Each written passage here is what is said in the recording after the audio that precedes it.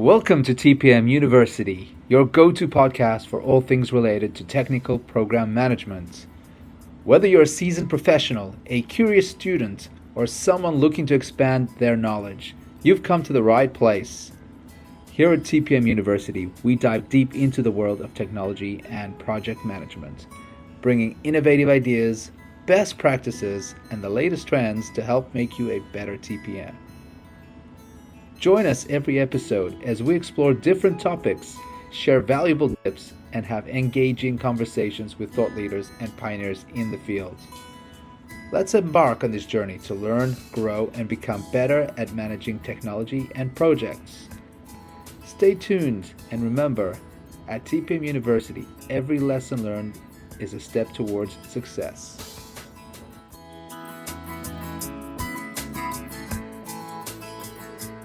In today's episode, we will talk about the most talked about topic in technology, the most profound since the invention of the internet, and that's generative AI or GenAI.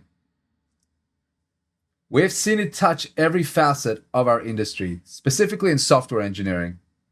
We will dive deep into how GenAI and prompt engineering can help us as technical program managers, new and seasoned, enrich our workflows, enhancing our level of operations. I am Doran Katz, founder of TPM University and your host. Welcome to the first episode of our new podcast. I am excited to be bringing in-depth topics of interest to TPMs to help hone in your hard as well as soft skills in this broad discipline. Today, we'll walk through use cases of prompt engineering, give you real-world examples. We will then go through key techniques and strategies to leverage layered prompts, prompt chaining, and more. We'll also explore common challenges and pitfalls and talk about career implications in this field, especially for TPMs.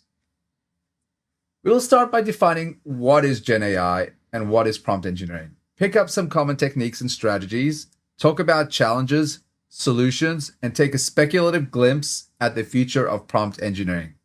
We have a lot to cover, so let's get started. What is GenAI? Let's paint some broad strokes of what GenAI is, starting with artificial intelligence, or AI. AI refers to systems performing tasks that require human intelligence, and one such example is traffic prediction in a navigation app. A subset of AI is machine learning, or ML, which develops algorithms to self-learn rather than rely on predefined decision-based rules. A branch of ML is deep learning, and that focuses primarily on algorithms that mimic the neurons of the brain. You may have heard of the term artificial neural networks, or ANNs. They're great at operating with vast amounts of data and performing on tasks such as images or speech recognition. Now, prompt engineering, what is that? Well, that's a fancy way of inputs, basically. So prompt engineering is the practice of designing and refining the inputs, the questions, instructions, or statements that you give to GenAI models to achieve the intended useful outputs that you're after. Well, since generative AI responds based on prompt wording, structures, and context, the effectiveness of output depends on how well the prompt is crafted. It combines technical understandings of AI with creativity to guide the model towards delivering clear, actionable, and relevant results. So it makes for an essential skill that you'll need to have to leverage AI effectively in professional and technical domains. There are two types of prompts: direct prompts and chain of thought. Direct prompts is a one-shot, simple question prompt, basically. So you could ask, what is the population of Australia? Chain of thought prompts entices an incremental reasoning. So it asks the system to explain their thought process before solving the problem. Sort of like a math problem. You don't really want just the answer. You kind of want to know how it came about, the answer, the workings of it, basically. Tokens. So tokens, after receiving the input, the LLM receives then generates a text response, such as a text computation, by breaking input into smaller segments, and those are called tokens. The LLM then processes these tokens, builds relationships, and determines the overall meaning and predicts the following tokens based on the context.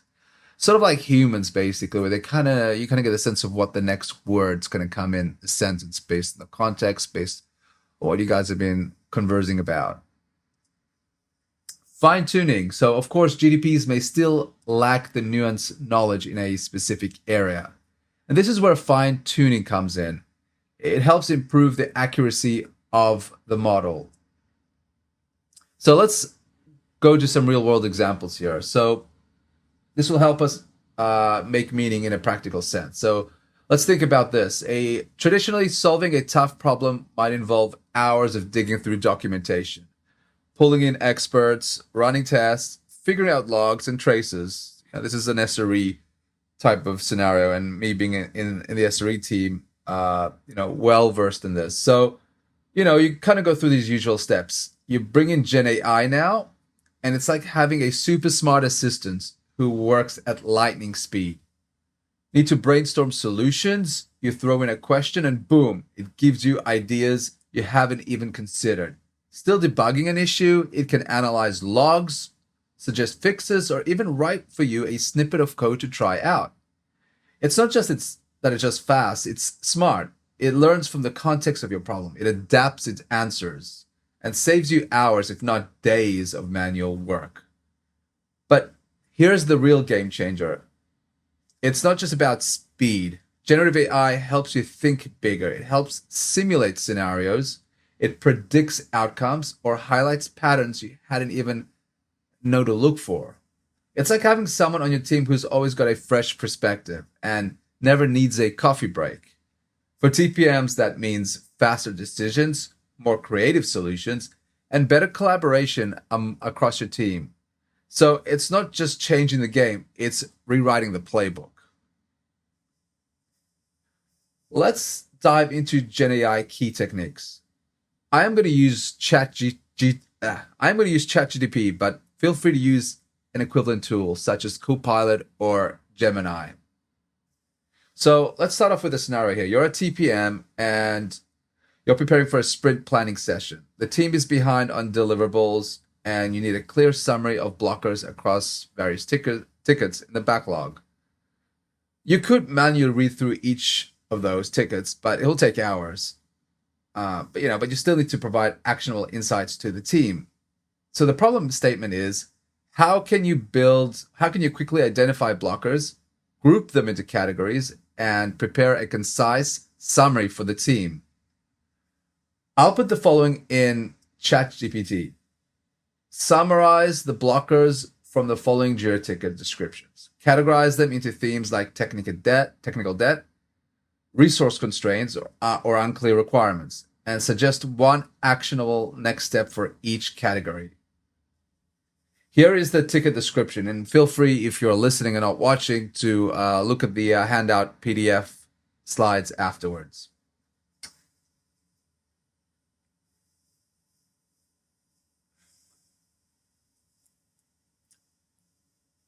And there you have it, some insights on the issue. So you can see here we've got technical debt, code-based refactoring delays due to outdated dependencies. Next step, schedule a dedicated sprint to update and test dependencies. Resource constraints, insufficient backend support for API integration.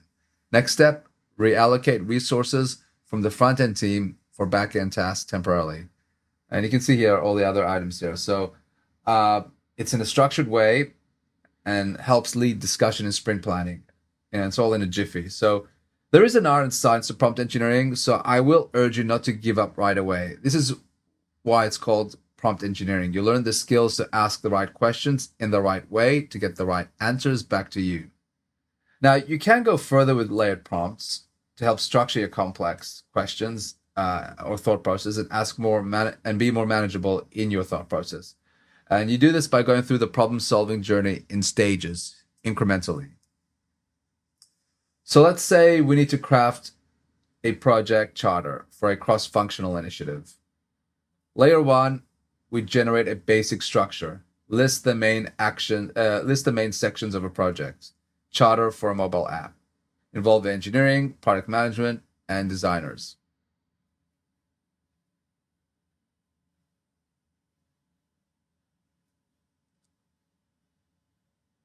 So you can see here, ChatGPT is building all these different sections now.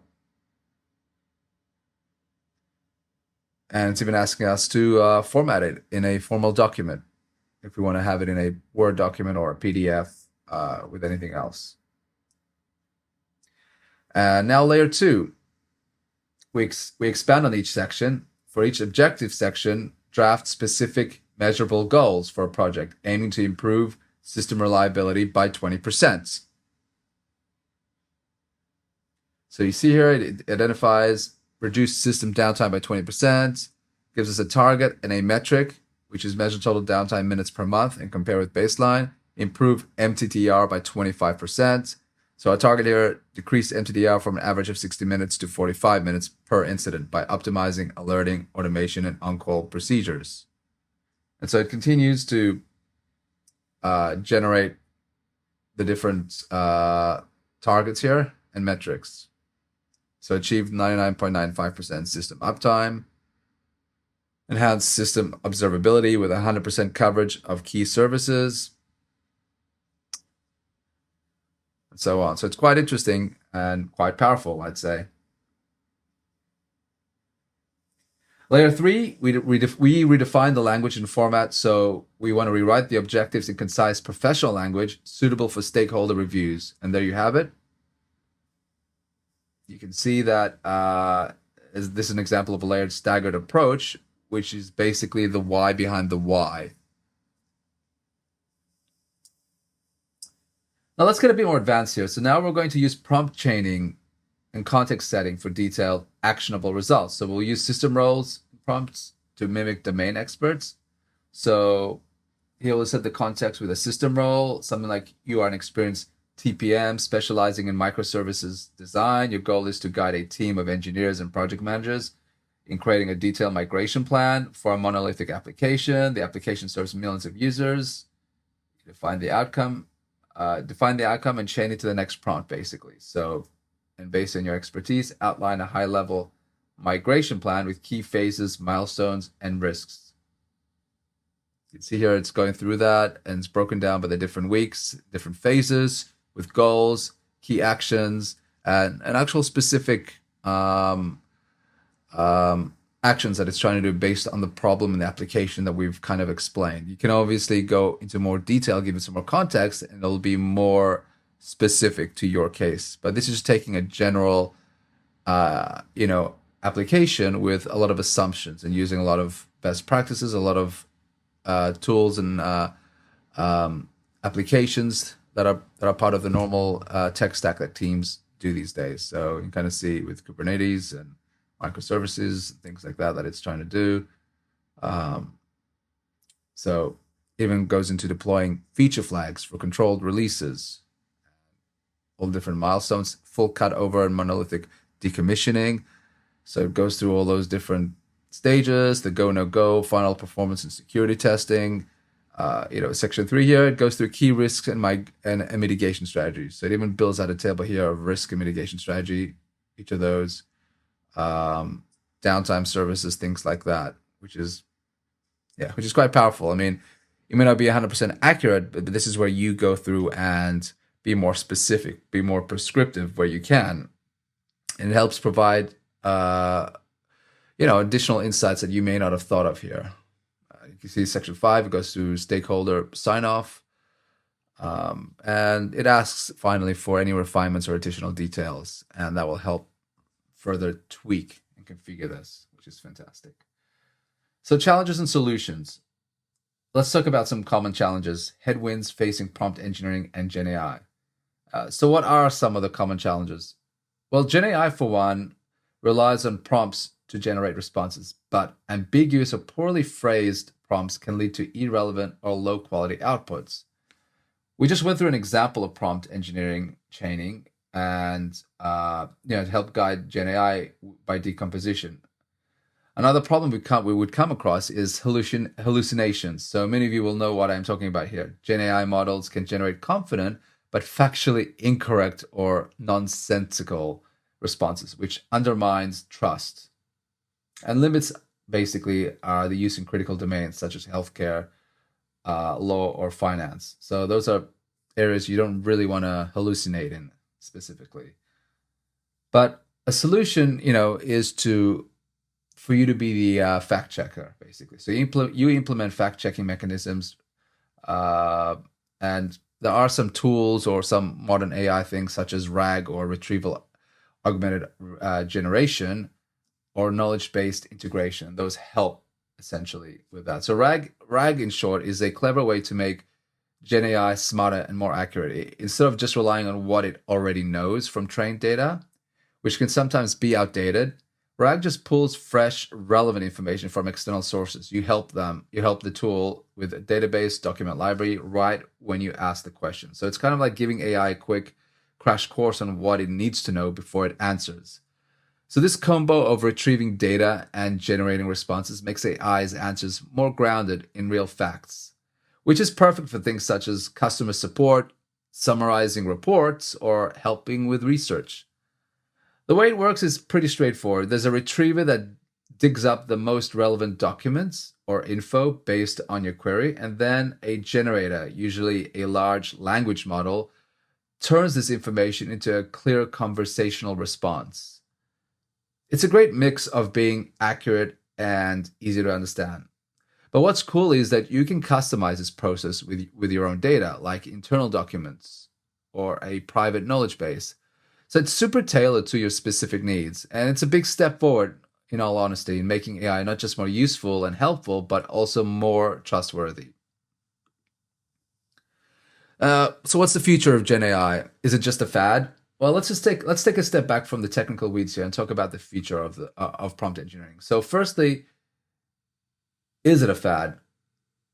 It is a bit of a loaded question. In my 2 cents, Gen AI isn't just a passing trend.